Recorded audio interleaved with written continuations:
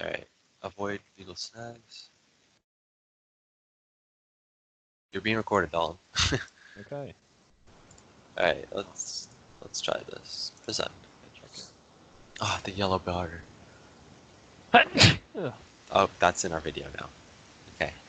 Budgeting by Patrick Holland and Dalton Lee. What is budgeting? As Dave Ramsey would put it, a budget is simply an estimate of income and the expenses for a set period of time with designated categories. Basically, it's a way to track your money going in and your money going out. College discounts. There's a lot of companies that give discounts to people in college as a way to save money for them. Just like AMC gives discounts to students on Thursday nights for movies. The New England Aquarium gives $2 discounts to see fishes. Chevy offers preferred pricing on most of their vehicles. DC United, which is a soccer team, gives discounts on certain games. Levi's, the jean brand, has 50% off for college kids. Eddie Bar gives 10% off of everything in the store. Barnes & Nobles has a variety of discounts, as they put it. And Burger King does 10% off of everything. However, you can look up a lot more of these on any website that you look up for college student discounts. Extra income in college, at least at WPI, there is a lot of jobs, and I'm sure at other colleges there are a lot of jobs to earn extra cash on the side. But at WPI, you can be a tour guide for future students, be a receptionist and answer the calls and walk-ins for the college, help out a professor after class, be a library assistant, or be an IT technician to help fix student laptops.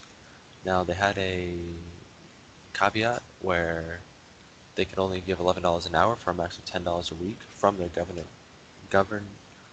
spent government given money, but whatever money WPI has left over, they can give extra hours or extra money to people.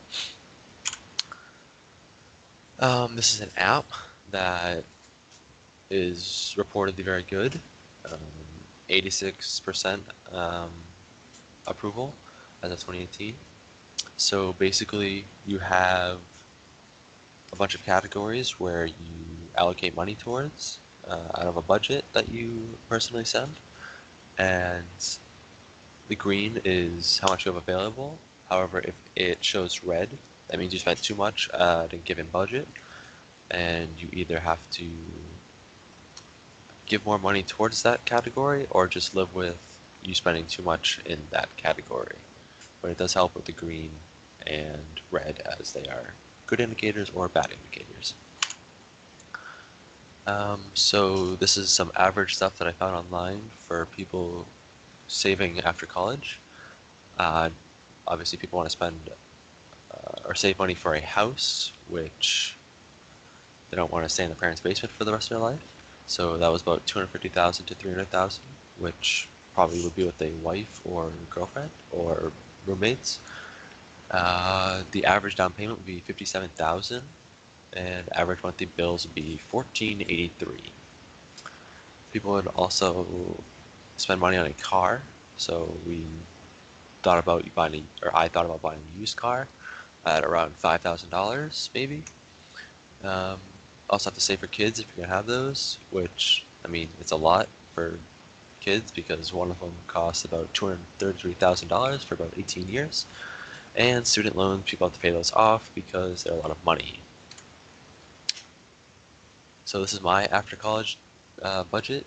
So the average ECE major at WPI for 2018 got about $73,559 as a starting salary. That means from an app from a website that we used, we took out federal taxes, which took to about $54,557, give or take, for take-home money. That would mean if I worked all 52 weeks in a year, I would get about $1,049, which means the average paycheck, if each month is about 4 weeks, is $4,196.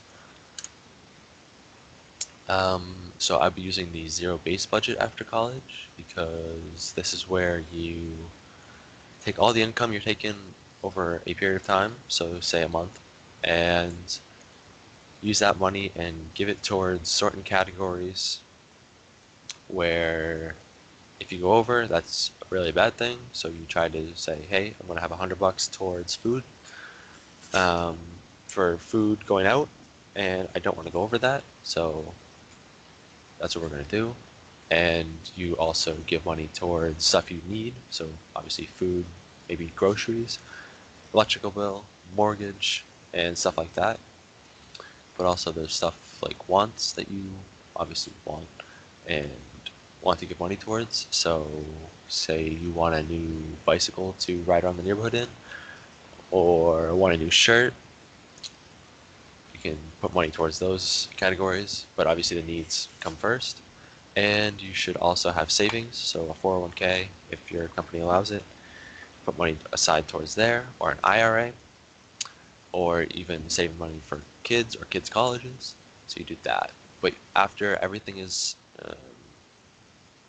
you know, accounted for, your monthly income or whatever time period you're doing should equal 0. So as a monthly need, I did a family of 2, just so when you have a wife or a girlfriend in a house, we'll just do that. And the average monthly needs that a family spends is about $1,483. So if I have a monthly salary that is $4,196, then I will have $2,713 left over for other savings and needs and wants. So this is another monthly need: utilities, electric, gas, water, sewer, trash, and recycling. This won't cost very much according to some website, but obviously on the presentation it could get up real high, because $150 is probably just for electrical. But as you see in the end, I can probably allocate more money towards that because $2,000 for savings is a lot of money. So I said about $150 for utilities. That's obviously lowballing, but for I left myself $25.63 left for wants and savings. So monthly wants, I would be planning not to spend too much money on wants in my budget, as they're wants and I could live without them for a couple of years while I pay off student loans and everything else, my mortgage, car, whatever. But Bank of America says average people spend about $574 per month on their wants. So 2563 minus 574 equals 1989, which 1989 is a lot of money, like I said. So the utilities was very short, so if I were to change the presentation, I would put more money towards the utilities. But in the savings, we'll just go with the 1989 again, just because I have it here. I put more money from my savings into 401k, an IRA, and emergency fund, children's colleges, and gifts and such. This is a video. Not gonna play it. Yeah, because just like I said. Okay. Okay. My budget, I'm using the 50-30-20 style budget for after college. That means 50% of my money will go toward fixed expenses like necessities, food, housing, utilities. Ideally, it should all be kept at 35. 30% of my money will be spent on my wants, such as eating out, buying nice clothes and movies, and 20% of my money will go toward my retirement account, my savings, and emergency funds. Oh no. I will be in a good amount of debt after college. The annual cost for tuition, fees, and room and board is about $70K. The college was generous enough to give me $28K per year to go there, and my EFC is around $15K. So the annual deduction from what I'll need to pay back is $27,000, which means since I'm going there for 4 years, I will be around $108,000 in debt. So to pay this off, I need to get a job. I need to work. The average starting salary after RPI for ECSE is 88,500, and the taxes deducted using a calculator online say I will make a net pay of 63,974, which means monthly I should have 5,331 to spend. 50% of that money will go toward my needs, so 2,665, and it'll go toward rent, utilities, car, food, and college.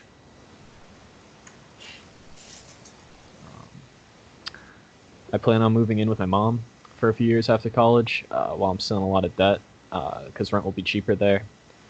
And if I keep my internship with MITRE, I'll have a small commute time. And one of the benefits MITRE offers is that they match what I pay towards student loans, so it should decrease the amount of time I'm in college debt. Page 3, after I'm out of debt and have built up enough credit and money, I will take out a mortgage on a starter house, build up equity, and then buy a better one. Utilities I will need to pay include electric and gas, water and sewer, and technology utilities. These utilities should add up to around $600, which the budget will allow for, but again, the whole utilities price is not like a fixed one. It could be different, varies. 30% of my monthly pay will go toward my wants, so about $1,599, and it'll go toward eating out, entertainment, clothes, and vacation savings. With an allotted around $1,600 to spend every month, I should have a substantial amount left over. To start, if I were to eat out 18 times a month, I'd be spending around $450 per month. That's the American average. I plan on spending around $300 on entertainment a month and $300 a month on charitable donations and clothes. $130 will go to gas to go to the stores and such and entertainment, and to maintain a nice household and yard, I'll budget $100. For vacation savings, I will put what's left over, $319. If I save that much every month, I will be able to travel and take a nice week-long vacation once a year. 20% of my pay will go toward my savings, should be around $1,066, and it'll go towards savings, retirement account, and emergency fund. It's going to be split into 3 parts: the retirement account, savings, and emergency fund. $550, the most amount of money will be put into my 401k so I can retire as early as possible. $300 into my savings for down payments on a house or a car when I need to make one. And the rest, $186, goes into my emergency fund every month. An overview of the 50-30-20. It's incredibly useful and definitely helps lots of people keep organized with their money and their future. Being ready for everything and knowing exactly where the money is going takes away a lot of stress and anxiety when I'm out of college and living on my own. It also allows me to know the minimum amount of money I need to earn for my needs, my necessities in the here and now. So should that price rise above 50% of my income, I can easily adjust to 60% and lower something else so it could work.